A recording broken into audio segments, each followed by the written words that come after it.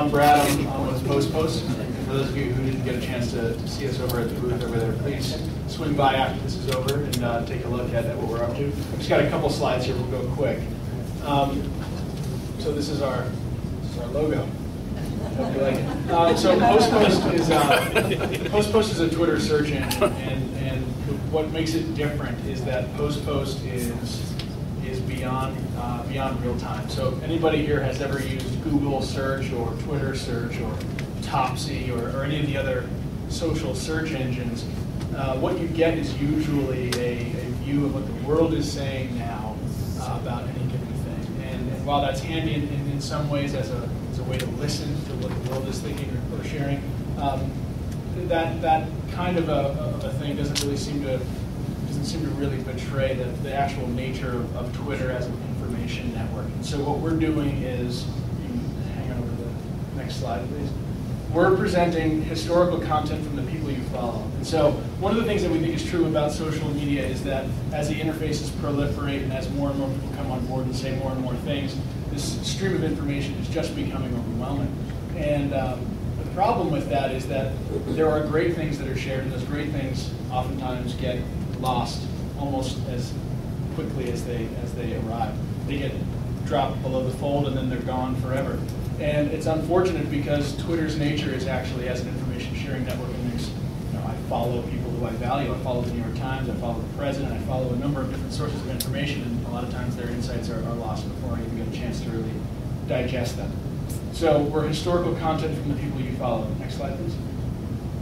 The other thing that we are is relevant content on demand. And so the nature of what we do is that when you do a search on our site, you're asking for something. Let's say you wanted to look up something like the tornado that recently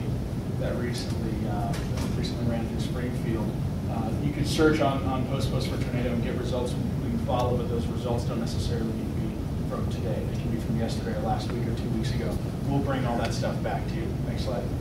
So here's an example of, on the later side, this is something, and this is an example that probably won't mean much to you guys as it relates to the content itself, but this is a result of me signing into PostPost and doing a search for Palin and Revere.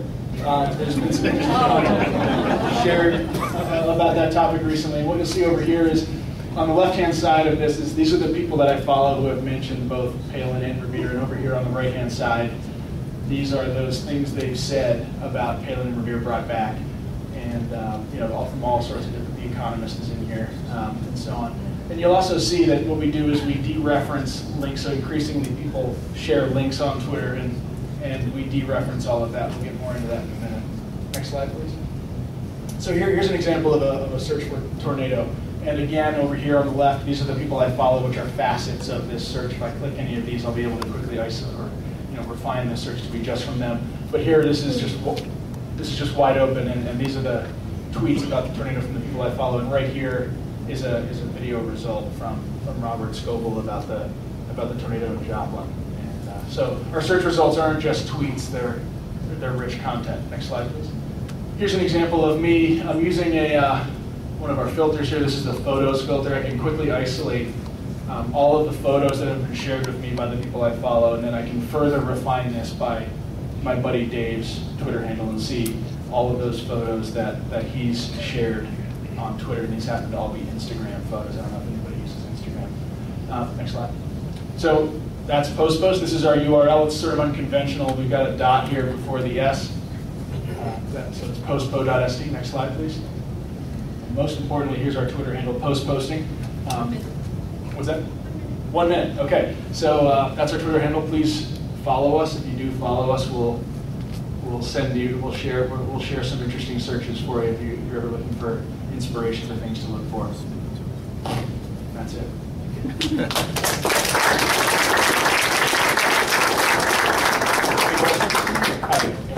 Is the content stored locally on your computer, or is it on your server? So we go out and we, through Twitter's API, we talk to Twitter, we bring back all that content and store it on our servers. Okay. And we actually, we were just talking with Mark Sprague, who's in here somewhere. Our search index is a solar index. So it's a leucine index with a solar framework sitting on top of it. So that's how we so quickly and easily generate those facets that allow you to kind of filter the results. Yep. How far back does it go? So right now, when you sign up, we go back, this is going to get really specific, but we go back 3,200 tweets for you, and we go back up to 400 tweets from the people you follow. That's a number that we've been playing with, but that seems to be the sweet spot to create the best first impression. And from that point forward, we continue to index on your behalf, so that things that come after you sign up will also be in there for you to search on. In case anybody's interested, also people have asked us how we're going to turn this into a business, and the idea is not to turn the search engine into a business. That what you saw there is really just more of a showcase for what we're unlocking, which is this valuable content, and bringing it back from the dustbin. We're using that as a way to talk to people about the value in that content and how important it is. And then what we're looking to do is create relationships with businesses who want to unlock that value, either present this content to the people who work for you, or from the industry leaders and other sources of information, or for companies who have authoritative people who are on social media and they want to aggregate that content and make that available to the people who visit their websites. We're looking at both of those things if you're interested.